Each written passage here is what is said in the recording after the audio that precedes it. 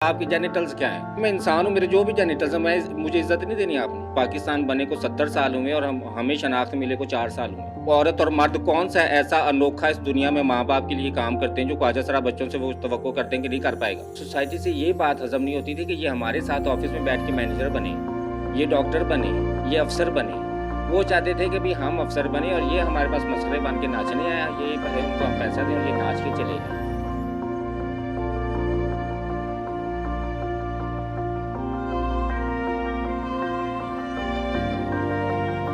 बिल्कुल आप सही कह रही हैं। माशरा हमें एलियन समझता था और लोगों को लगता था कि भी ये इंसान है ही नहीं और ये तो मार्स से आए हुए, मरीख से आए हुए, या कुछ लोगों को लगता था कि ये इंसानों की कैटेगरी में शामिल नहीं होते, ये कोई और मखलूक अलग से बनाई है। कुछ ऐसा माशरे को डाउट था।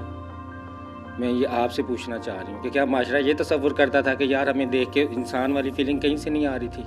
मतलब जब मैं सोसाइटी में चल रही हूँ तो लोगों को कहीं से मुझे ये नहीं महसूस हो रहा कि मैं इंसान हूँ। उसके बावजूद भी लोग मुझसे पूछ रहे हैं जी आप लग तो इंसान नहीं है लेकिन हमें यकीन दिलाएं।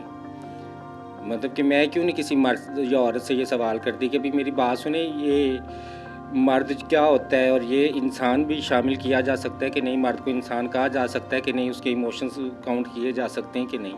तो यहाँ पे पहले बात ये समझने की ज़रूरत है कि हर इंसान जिस दुनिया में है वो इनफरादी या इंडिविजुअल है, ठीक है। आप उसको किसी से रिलेट नहीं कर सकते। आप यहाँ पे दो औरतें खड़ी हैं तो मैं आपके बारे में ये तसव्वुर कर लूँ कि आपकी सोच भी एक है, आपके जज्बात भी एक हैं, आपका लाइफ एम भी एक है, आपके एम्बिशंस भी एक हैं, ये तसव्वुर कर लूँ। या मैं ये तसव्वुर कर लूँ कि पाकिस्तान की सारी औरतें एक तरह से सोचती हैं, उनके एक तरह से जज्बात हैं और वो एक तरह से जीना चाहती हैं। तो जब आप अपने बारे में ये तसव्वुर नहीं करती हैं, आप अपने आप को दूसरी औरत से मुख्तलिफ समझती हैं, हर मर्द अपने आप को दूसरे मर्द से मुख्तलिफ समझता है, तो सोसाइटी ये किस बुनियाद पे या किस दलील पे ये बात लेकर आती है कि भी ख्वाजा सरा अफराद सारे एक ही हैं, इनकी सोच भी एक है, इनकी फितरत भी एक है, इनकी इमोशंस भी एक है और इनके लाइफ का मकसद भी एक है। सबसे बड़ा टैबू तो ये है।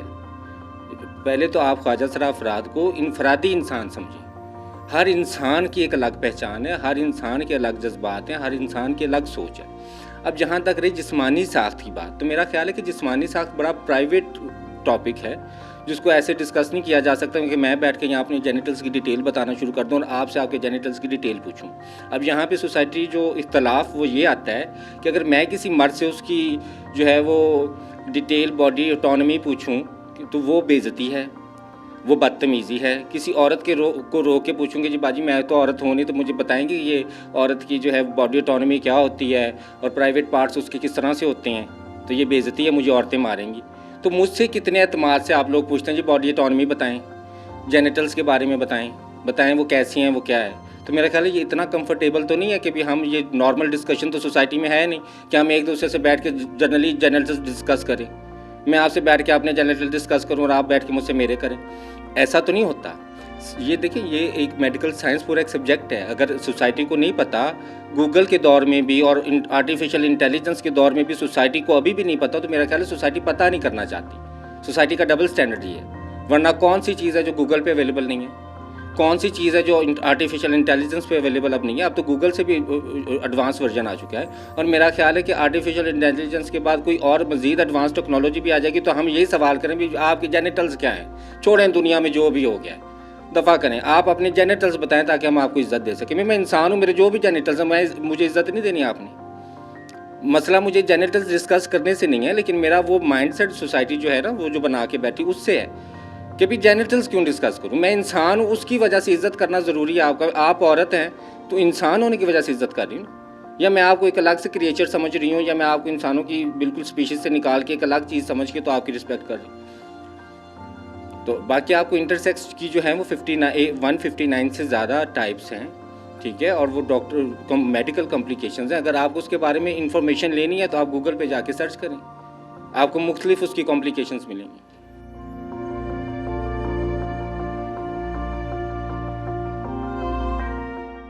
डिस्क्रिमिनेशन का लफ्ज़ जो है ना बहुत छोटा है। ये जो इम्तियाज़ी रवैया है ना, ये तो बहुत छोटा लफ्ज़ है। मेरा ख्याल है कि जो मेरे साथ किया गया उसके लिए तो लफ्ज़ मुनासिब ही नहीं है। इम्तियाज़ी रवैया तो ये हुआ कि मुझे किसी ने इज़्ज़त नहीं दी या मुझे किसी ने कहीं मौका नहीं दिया। मुझे तो इंसान ही भी तक नहीं समझा जा रहा। पहला सवाल मुझसे ये किया गया जी इंसानों की कैटेगरी में आप शामिल होती भी हैं कि नहीं होती, या आपके जेनिटल्स क्या हैं। तो जो सोसाइटी मुझसे ये सवाल पूछ रही है तो वहाँ डिस्क्रिमिनेशन का तो लफ्ज़ आगे आएगा ना। डिस्क्रिमिनेशन तो तब आएगा कि मुझे कबूल कर लिया लेकिन फिर भी इम्तियाजी रवैया किया। मुझे तो कबूल ही नहीं किया, मेरे तो अभी इंसान होने पे शक है लोगों को। लोग अभी मुझसे प्रूफ मांगते फिरें कि बताओ तुम इंसान हो भी कि नहीं, हम तुम इंसानों की कैटेगरी में शामिल करें भी कि नहीं।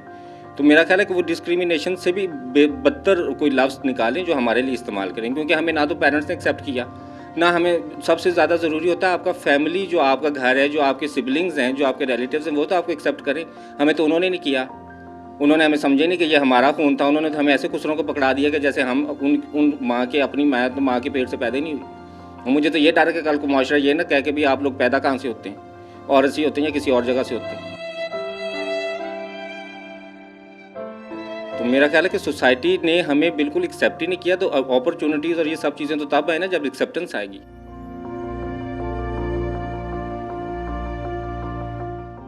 देखिए, सबसे पहली बात ये है कि हम सबको पता है कि हम सब जो इस रियासत की शहरी हैं, जो इंसान भी किसी रियासत का शहरी हो, उसका अगर इंसान का होना ज़रूरी है, वो इंसान और उसके पास शहरियत हो, शनाख्ती कार्ड हो, तो वो सारी चीज़ें उसका हक़ हैं। उसको तालीम की सहूलत दी जाए, उसको सेहत के मौक़े दिए जाएँ। लेकिन हमारे यहाँ जो हमारे ख्वाजा सरा अफराद हैं, 2018 में वो शनाख्त ले रहे हैं शहरी होने की।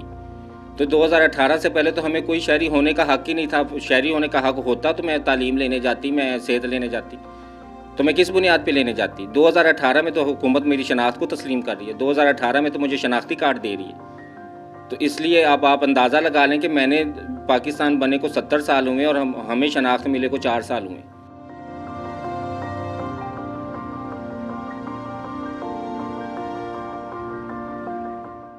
मैं ये देख रही हूँ कि सोशल मीडिया जब से आया है ना, तो कुछ अफराद जो सोशल मीडिया पे अपना बहुत अच्छा इमेज बताना चाहते हैं या एक बड़ा गुड साइड ऑफ पर्सनैलिटी दिखाना चाहते हैं, वो सोशल मीडिया पे तो हमारे हक़ में लिख देते हैं। लेकिन आप पर्सनल लाइफ में उनके घर नहीं जा सकती। मैं पर्सनल लाइफ में उनको फ़ोन भी नहीं कर सकती। मैं पर्सनल लाइफ में कहीं सोशल गैदरिंग में बैठे हूँ तो जाके तारुफ़ नहीं करा सकती कि मैं जूली हूँ, आपने मुझसे रब्ता किया था या आपने मेरे बारे में लिखा था। तब वो ये सवाल करते हैं कि नहीं नहीं नहीं जूली, देखो मैं कबूल करता हूँ, देखो मैं एक्सेप्ट करता हूँ, लेकिन तुम्हें सोसाइटी का तो पता है ना, लोगों को मैं क्या जवाब दूंगा। देखो लोग देख रहे हैं। तो रियल लाइफ में ये है, और सोशल मीडिया के ऊपर तो वो इतनी एक्सेप्टेंस है उनके दिल में कि भी मैं आपको बड़ा एक मज़ेदार वाक़या शेयर करती हूँ ना। मैं सोशल मीडिया, आपको पता है कि मैं सोशल मीडिया पे काइंड ऑफ सेलिब्रिटी स्टेटस मुझे मिला हुआ है। तो मुझे एक औरत ने इंस्टा पे जो है वो रब्ता किया और उसने कहा कि जूली, मैं तो ख्वाजा सरों की बहुत इज़्ज़त करती हूँ, मैंने जब से आपकी वीडियोस देखी हैं मैं तो ख्वाजा सरों को पूरा इंसान समझती हूँ, मैं तो अपने बराबर इंसान समझती हूँ और इनको तो पूरा मौका मिलना चाहिए और मैं तो बहुत आप लोगों को इज़्ज़त देती हूँ। अब मैं तो माशरे की इस फितरत से वाकिफ़ हूँ कि भी वो इज़्ज़त किस तरह से हमें देते हैं। तो मैंने हंस के कहा, मैंने कहा अगर आप ख्वाजा सरों की इतनी इज़्ज़त करती हैं और इतने दिल से कबूल करती हैं तो अल्लाह आपको औलाद में एक ख्वाजा सरा भी दे दे। जहाँ पे आपको 2 बच्चे हों, बेटा बेटी हो, वहाँ पे औलाद में एक आपको अल्लाह ख्वाजा सरा भी दे। मेरी तो दुआ है। तो मुझे उसने क्या जवाब दिया, तुम बद्दुआ दे रही हो मुझे, तुम्हें शर्म नहीं आती? मैं तुमसे तमीज़ से बात कर रही हूँ, तुम कैसे आगे से मेरे साथ एरोगेंट हो गई हो जूली? मैंने कहा इसका मतलब कि तुम मुझे बद्दुआ समझती हो। मैंने तुम्हें दुआ ख्वाजा सरा औलाद की दी है तो तुमने कहा कि ये तो बद्दुआ है।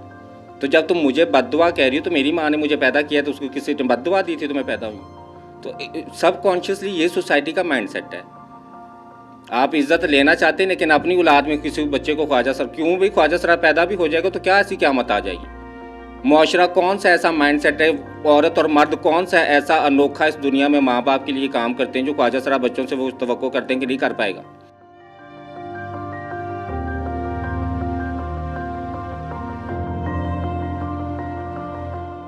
देखिए, ये चैलेंजेस नहीं थे, ये तो बाकायदा जंग लड़ी है मैंने। चैलेंजेस जो है ना वो छोटा लफ्ज़ है, आप बहुत छोटे लफ्ज़ मेरे लिए इस्तेमाल करिए। मेरी जो जंग थी ना, जो मेरी जद्दोजहद थी, मेरी मूवमेंट थी, वो चैलेंजेस से आगे की चीज़ है।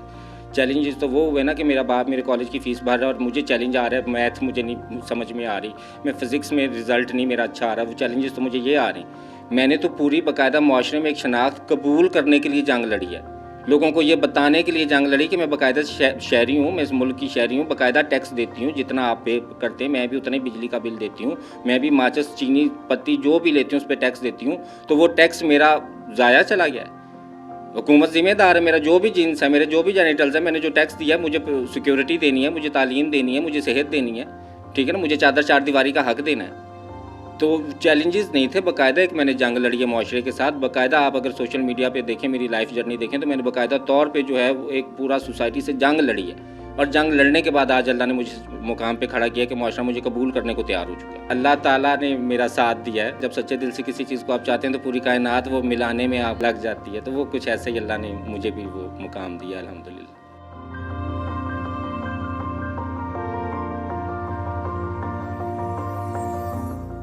देखिए, मैं बिल्कुल हुकूमत का बहुत शुक्रिया अदा करना चाहूँगी। मैं हुकूमत की मशकूर हूँ कि हुकूमत ने हमारे लिए बहुत मौसर इक़दामात किए हैं, ठीक है। और हमने जब उनका दरवाज़ा खटखटाया और अपने हकूक़ के लिए हमने आवाज़ उठाई है तो उन्होंने बड़ा पॉजिटिवली रिस्पॉन्स किया हमें। आप देखें कि अब प्रोटेक्शन सेंटर बन चुके हैं, पुलिस के अंदर बाकायदा तहफ़्फ़ुज़ मरकज़ बन चुके हैं, ख्वाजा सराओं के लिए स्कूल बन चुका है। और मरियम नवाज़ जो हैं उन्होंने बाकायदा अपनी जो है वो तकरीर में अपनी स्पीच में ख्वाजा सरा अफराद के हकूक़ की यकीन दहानी कराई है।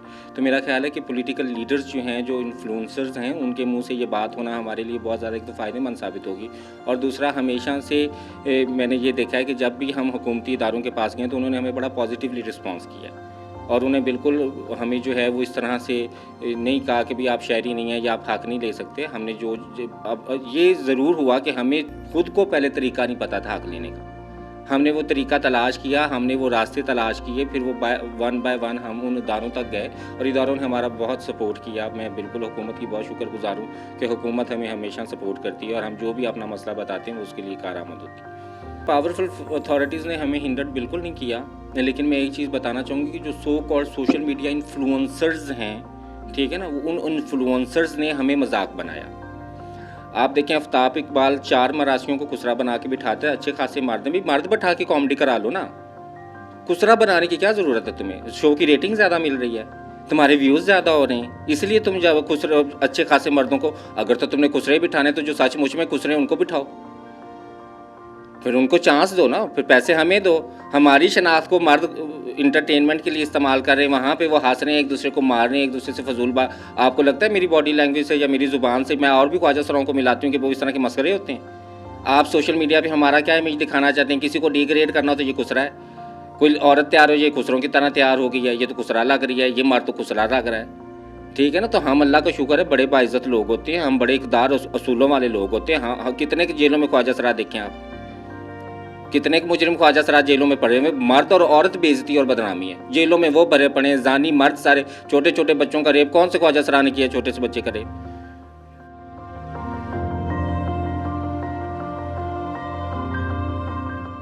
देखिए, मैं अपने आप को अशरफुल मखलूक़ात समझती हूँ। मुझे अल्लाह ताला ने कुरान में बताया कि इंसान अशरफुल मखलूक़ात है। तो अगर मैं इंसान हूँ तो मैं अशरफुल मखलूक़ात हूँ, सुपर क्रिएचर हूँ।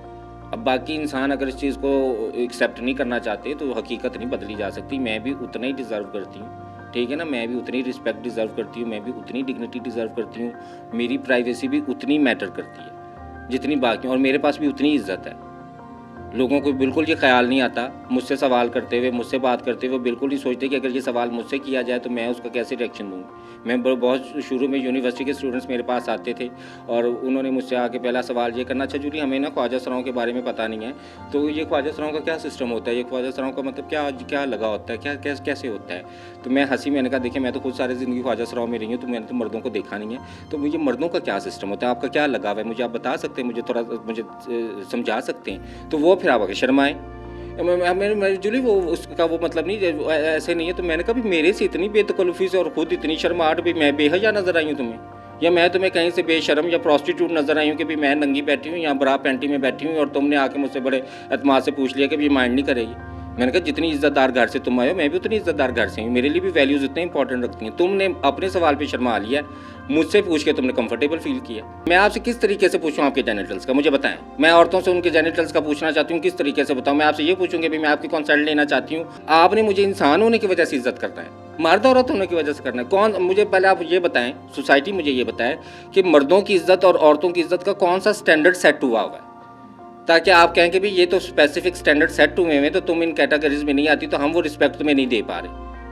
या तो वो स्टैंडर्ड मुझे बताएं कि भी मर्दों की रिस्पेक्ट ये है, उनका ये स्टैंडर्ड है, औरतों की रिस्पेक्ट का ये स्टैंडर्ड है, इस स्टैंडर्ड के ऊपर की जा रही है, तो तुम उस स्टैंडर्ड में फॉलो नहीं कर रही, तो इसलिए हम तुमसे पूछ रहे हैं। भाई आप तो सबको इंसान होने की वजह से इज्जत कर रहे हैं, हम सब इंसान होने की वजह से एक दूसरे की इज्जत कर रहे हैं, एक दूसरे को रिस्पेक्ट कर रहे हैं। आपका क्या ख्याल है कि मैं आपको औरत होने की वजह से कोई अलग से ट्रीटमेंट शुरू कर दिया आपके साथ? या मैंने अलग से प्रोटोकॉल लिस्ट निकाली कि भी सोसाइटी प्रोटोकॉल में औरत को ऐसे इज्जत देनी या मर्द को ऐसे इज्जत देनी। हम सब इंसान हैं, हम सब एक दूसरे से ताल्लुक़ रखते हैं। मेरे नीचे जो भी लगा है, मेरे ऊपर जो भी लगा है, आपका उससे कोई मसला है?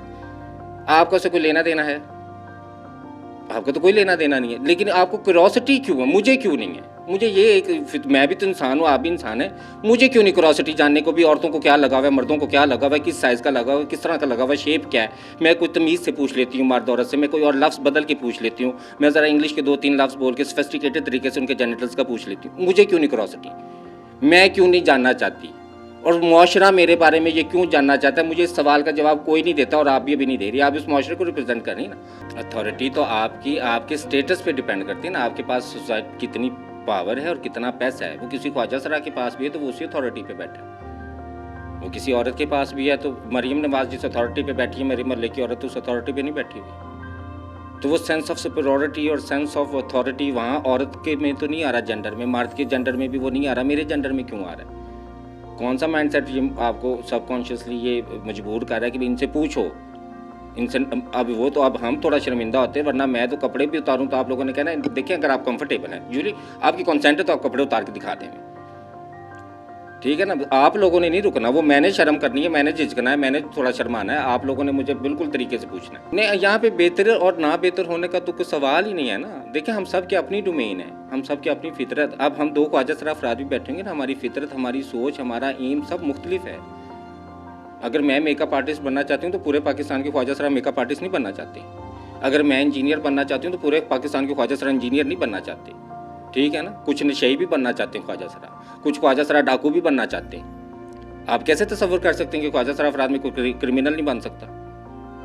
किसी ख्वाजा सरा अफराद को क्रिमिनल्स के पास छोड़ दो, वो क्रिमिनल बन जाएगा। आपको क्या ख्याल है कि उसको बिठा के आप कहेंगे अच्छा हमें ये बताएं आप कि ये ख्वाजा सरा अफराद सारे क्रिमिनल कैसे बन रहे हैं, कैसे आ रहे हैं? वो एक अकेला है भाई, वो सबको रिप्रेजेंट नहीं कर रहा, ठीक है ना। तो ये बहुत ज़रूरी है, हमारी इनफरादी पहचान बहुत ज़रूरी है।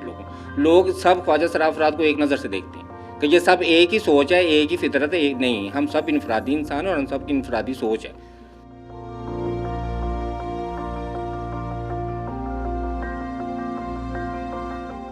मैं पाकिस्तान की पहली ख्वाजा सरा हूँ। सन 1996 में पहला मैंने पुलिस केस रजिस्टर्ड करवाया था। पाकिस्तान 70 साल से बना हुआ था, कोई पुलिस केस रजिस्टर्ड होता ही नहीं था, ख्वाजा सरा का केस पुलिस लेती ही नहीं थी, ठीक है ना। मैं पहली ख्वाजा सरा थी जिसने पुलिस केस 2016 में मैंने पहला केस पुलिस केस रजिस्टर्ड करवाया, ठीक है, वायलेंस के ख़िलाफ़। उसके बाद 2018 में जब हमारी कानूनी शनाख्त को तस्लीम कर दिया गया और हमारे हकूक़ को, तो उसके बाद बाकायदा लीगल एड हमारे लिए अवेलेबल है। तो अब हम बाकायदा अपना जो है वो लीगल एड जाके ले सकते हैं। अब पाकिस्तान का जस्टिस सिस्टम क्या है वो नहीं है, वो एक अलग टॉपिक है, ठीक है। लेकिन हमारे पास ये हक़ है कि हम अपनी एक्सेसिबल कर सकते हैं अपने हक़ को, हमारे जो राइट टू सिक्योरिटी और सेफ्टी है उसको हम बिल्कुल जाके एक्सेसिबल करके उसको कैटर कर सकते हैं।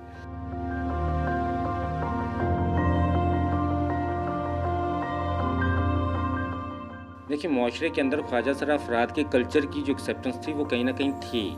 आपके घरों में हम बधाइयाँ लेने आ रहे हैं, आपकी खुशियों में शामिल होकर हम पैसे लेके जा रहे हैं, आपके फंक्शंस पे हम नाचने आ रहे हैं, तो सोसाइटी एक्सेप्टेंस ऑलरेडी थी।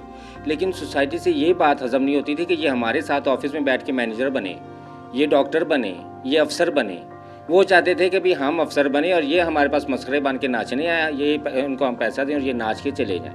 मुआशरा इस चीज़ को तस्लीम नहीं कर पा रहा कि भाई ये हमारे मुकाबले में अब ये मैं इसके अंडर खुसरे के नीचे काम करूँगा। अगर मैं कल को मैनेजर बन जाऊँ तो मेरे नीचे जो 4 मर्द निकल रहा है उन खुसरे का ऑर्डर बनिए।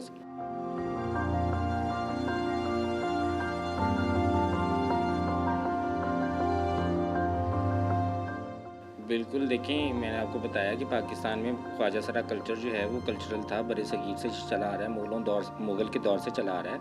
मुग़ल इरा में अगर आप चली जाए ना तो मुग़लों के दौर में बाकायदा रिस्पेक्टेबल प्रोफेशंस पे काम करते ख्वाजा सरा। महल के अंदर कोई वज़ीर था, कोई मुशीर था, कोई बावर्ची था, इवन के फ़ौज में भी ख्वाजा सरा अफराद थे। तो उसके बाद कॉलोनियल लॉ आ गया। कॉलोनियल लॉ आने के बाद हम क्रिमिनलाइज्ड हो गए, अंग्रेज़ हमें पकड़ पकड़ के जेलों में डाल रहे हैं, हमें जहाँ पे भी सड़क में देख रहे हैं वो उठा रहे हैं, तो हम अंडरग्राउंड हो गए। अंडरग्राउंड होने के बाद फिर हमने जो है वो पाकिस्तान आज़ाद हो गया, तो हमारे पास बैगिंग का एक शोबा था और कल्चरल वैल्यू भी वही थी कि ये भीख मांगने आए हमारे घरों में। ठीक है ना। और वो जी मेरे गुरु आते थे पीछे, हमारे तो हाजी साहब पुराने आते थे, ठीक है ना, बधाई पे वो आ रहे हैं। अब 2018 के बाद जब सोशल मीडिया आ गया है तो एवोल्यूशन हो गया है, सब में हुआ है, मर्दों में हुआ है, औरतों में हुआ है, तो ख्वाजा सरफराज में भी हुआ है। अब नई ख्वाजा सरफराज नस्ल जो है वो इस चीज़ को कबूल नहीं करती कि हम लोगों के घरों में जाके नाचें। वो कहते हैं हम बाकायदा शहरी हैं, हम उनके मुकाबले में खड़े होंगे, हम भी उतना पढ़ेंगे, हम भी CSS करेंगे, हम भी कमीशन का इम्तिहान देंगे, हम भी आगे जाके जो नॉर्मल लाइफ है, जो एक डिग्निटीफुल लाइफ है, हम उसको अपनाएंगे। और ख्वाजा सर अपना रहे हैं। अगर आप देखें तो आपको सक्सेसफुल स्टोरीज़ नज़र आती हैं। एक तो ये ना कि 2018 में मुआशरे ने हमें मुआशरा कह रही हूँ, हुकूमत ने हमें हक़ दे दिया 2018 में, और हमने उस हक़ को आगे इस्तेमाल नहीं किया और हम ऐसे वही नाच गाने कर रहे हैं। नहीं, हमने बाकायदा जहाँ जहाँ हमें जगह मिली है, जहाँ जहाँ हमें स्पेस मिली है, हम वहाँ पे रिस्पेक्टेबल प्रोफेशंस में आए हैं। अब आप देखें पुलिस में ख्वाजा सरा नज़र आता है, आपको वकील ख्वाजा सरा नज़र आता है, आपको डॉक्टर ख्वाजा सरा नज़र आता है। तो मेरा ख्याल है ये एक बहुत बड़ा चेंज और रेवोल्यूशन हमारी कम्युनिटी के अंदर आया है।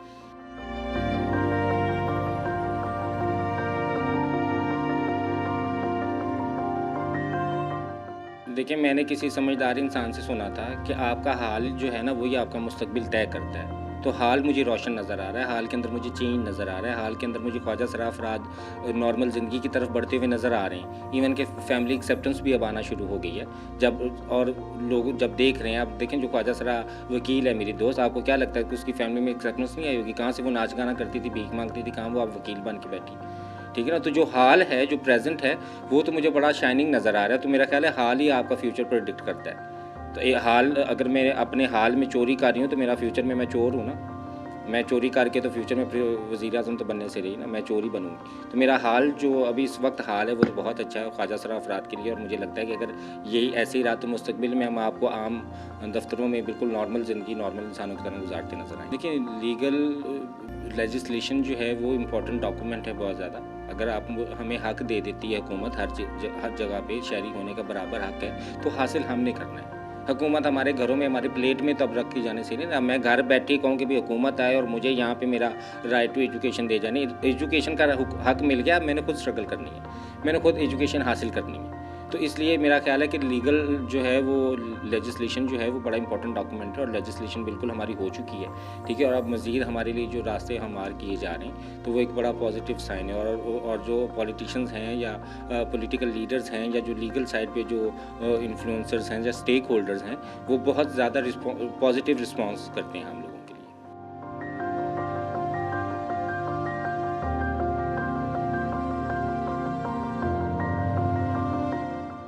मेरी बात सुन, देखिए, ख़राब और सही जो है ना, कोई माशरा हमेशा सही नहीं हो सकता 100%। अगर आप वो चाइनीज़ वो जो है ना अच्छाई और बुराई का कंसेप्ट देखें, वो सफ़ेद और वो ऐसे गोल दायरा ना, एक सफ़ेद और एक काला है, आधा सफ़ेद और आधा काला, दो मछलियाँ बनी हैं। तो साइंसदान और फ़िलासफ़र भी ये कह रहे हैं कि भी माशरे के अंदर बुराई का होना ज़रूरी है उसके सर्वाइवल के लिए। सिर्फ़ अच्छाई से माशरा नहीं चल सकता। आप माहिर नफ्सियात हैं, अगर आप भी पढ़ें तो आपको पता चलेगा कि कहीं ना कहीं थोड़ी बहुत बुराई माशरे के अंदर होना ज़रूरी है। आप ऐसे कैसे मैं तसव्वुर कर सकती हूँ कि माशरे के अंदर कोई बुराई ना हो? हम सब के पास जो है वो फ्री विल है ना, सब इंसानों के पास, ख्वाजा सरों के पास भी फ्री विल है, आपके पास भी, मौत तक। तो जिसके पास फ्री विल है तो मेरा ख्याल है कि बुराई कहीं ना कहीं होगी, लेकिन अगर हम कंपैरेटिवली देखें तो अच्छाई का वज़न हमेशा ज़्यादा होना चाहिए। बुराई एलिमिनेट नहीं की जा सकती, बुराई है लेकिन अच्छाई ज़्यादा है। अच्छाई की तरफ अगर हम देखें तो वो पलड़ा ज़्यादा मुझे भारी होता नज़र आता है। क्योंकि हमारे अंदर देखें, वो जो आपने एक बात बड़ी मज़े की कि कुछ मर्द जो हमारी शनाख्त चोरी कर लेते हैं, तो मुझे क्या मसला है उससे? मेरी तरफ से सारा पाकिस्तान खुसरा बन जाए। मुझे आप सबको इजाज़त है, चोरी ना करें, आप मुझसे आके वैसे ही उधार ले जाएँ, मैं आपको दे दूँ, पैसे वापस भी नहीं दूँ, ठीक है। मेरी शनाख्त आप लोग जिएँ और मुबारक हो आप। मेरा क्या, मेरी ना तो औलाद है ना मेरी फैमिली, मुझे ये तो फ़िक्र है नहीं कि भी मेरा बच्चा अच्छा खासा मर्द काल को चोरी मेरी शनाख्त करके तो खुसरा ना बन जाए। मेरी तरह से भाई पूरे पाकिस्तान के मर्द खुसरे बन जाए, ठीक, मुझे कोई मसला नहीं। आपको क्या लगता है कि मुआशरे ने किस जगह पे बताया कि भी औरत फ़लाँ जुर्म कर सकती है, फ़लाँ नहीं कर सकती? बताएं, कहीं वाज़ह हुआ है? आपके वालिदैन ने आपको कहीं सिखाया था परवरिश में कि बेटा तुम औरत हो, ये जुर्म करना, ये दूसरे मर्दों के ये की तरफ ना जाना? कभी कहा आपको किसी ने? मुझे भी कभी किसी गुरु ने नहीं कहा कि बेटा ख्वाजा सरा हो तो ये जुर्म करना, इसके अलावा बाकी ये मर्दों के जुर्म है, ये औरतों के तुम ये ना करना। जुर्म हर कोई करता, औरतें कत्ल भी करती हैं। कराची में एक औरत ने अपने खामन को पका के देग में पका दिया, तो अब मैं उसको औरत तस्वुर ना करूँगा, मैं क्या कहूँगी भी यही काम तो औरत कर ही नहीं सकती थी, वो कोई मर्द होगा? सब इंसान सब कर सकता, इंसानों के पास फ्री विल है, किसी वक्त कोई कुछ भी कर सकता है। आप कैसे ये तसव्वुर कर सकते हैं किसी इंसान के बारे में मुस्तकिल एक आइडियल बना के कि भाई ये बुराई कर ही नहीं सकता। तो हम सब आज़ाद इंसान हैं, हमारे गुरु कभी भी हमें कैद नहीं करते, ठीक है ना। जिसका दिल करता है वो जहाँ दिल करता है जाए और जो दिल करता है करे। अगर वो गुरुओं के पास रहना चाहता है तो वो असूल बना हुआ है कि गुरुओं के पास रहना है तो इतना प्रॉफिट अर्निंग का इतना शेयर जो है वो गुरु को आपने देना है। अगर आप नहीं रहना चाहते तो ना आना है। हाँ, अलबत्ता ये ज़रूर है कि हमारी कम्युनिटी के अंदर कुछ अफराद जो ख्वाजा सरा कल्चर से ताल्लुक़ नहीं रखते, या जैसे आपने कहा वो चोर हैं या शनाख्त चोरी करते हैं, तो उन्होंने अपना एक जो है ना माफिया कल्चर बनाया हुआ है, बैगिंग माफिया अपना बनाया। आपको सिग्नल पे जो भीख मांगने वाले नज़र आ रहे हैं वो ख्वाजा सरा अफराद कल्चरल अफराद नहीं है, कल्चर का उनसे कोई ताल्लुक़ नहीं, क्योंकि ख्वाजा सरा भीख नहीं मांगते। ख्वाजा सरा अफराद लोगों के घरों में जाती हैं सिर्फ बच्चा पैदा होने पर या शादी होने पर। शादी होगी तो वो बधाई लेके आएंगे, बच्चा पैदा होगा तो वो बधाई लेके आएंगे, या अगर आपके घर में फसल होती है तो वो फसल का कुछ हिस्सा लेंगे। ये शुरू से जो कल्चरल हमारा कल्चर चला आ रहा है बरसगीर को, उसके अंदर ऐसे ही लोग देते थे शुरू से, ठीक है ना। तो वो चीज़ें हमारे कल्चर में अगर आपने आना है तो वो आपको उस कल्चर, आप औरत हो के भी मेरे कल्चर में आना चाहती हूँ ख्वाजा सरा अफराद के, तो आपको भी उसी से उस असूल से चलना पड़ेगा। आप ये नहीं कह सकते जी मैं तो औरत हूँ, जी आप औरत हैं ठीक है, लेकिन असूल आपको ये अपनाना है, कल्चरल में आपको कल्चर ऐसे अपनाना है। आपको इतना घर में आप रह रही हैं, एक में जारी बात है, तो वहाँ पे आपको इतना शेयरिंग जो है वो देनी है। बेशक आप वहाँ ख्वाजा सराओं के साथ भीख मांग के कमाएं, बेशक आप अपनी नौकरी करके ला के उनको दें, ठीक है ना। तो वो कुछ असूल तय हैं जो वो आपने फॉलो करने हैं। अगर ख्वाजा सराओं के घरों में रहना है, नहीं आप आज़ाद रहना चाहते हैं तो रहें। मतलब मैं अब ख्वाजा सराओं के घरों में तो नहीं रहती ना, मैं पहले कल्चर में रहती थी, लेकिन जब से मैं ये इस फील्ड में आई हूँ, सोशल मीडिया और एक्टिविज़म इस साइड पे आई हूँ, तो मैं अब अलहदा रहती हूँ। तो मेरे गुरुओं ने तो मुझे नहीं रोका कहीं। मैं खुसरों के घर रह के स्कूल पढ़ने जाती थी, पहला मैं केस था, मेरी गुरु हंसती होती थी कि ले खुसरा बच्चे खुसरे की करते पढ़ गए, तो खुसरा होकर पढ़ना। यूनिटी इन सेंस ऑफ सब की नहीं है। अब जब मतलब लाहौर में जो ख्वाजा सरा रह रहे हैं उनकी आपस में यूनिटी है, ठीक है ना। वो अब अगर बाहर शहर से कोई ख्वाजा सरा आके उनसे लड़ते हैं तो वो सारे यूनिट हैं उनका, वो इकट्ठे हो जाते हैं। अब पेशावर में जो रह रहे हैं, अब जो पठान ख्वाजा सरा हैं वो अपनी कम्युनिटी में रह रहे हैं ना। मैं पंजाबी हूँ, ख्वाजा सरा हूँ, मैं उनके इलाके में चली जाऊँ तो मैं जाके किसी के गले पड़ जाऊँ तो वो सारे इकट्ठे होकर मेरे पड़ जाएँ। ये तो नहीं कि वो कहेंगे ये भी खुसरा है इसको छोड़ दो। ऐसे जैसे आम मर्दों औरतों में होता है,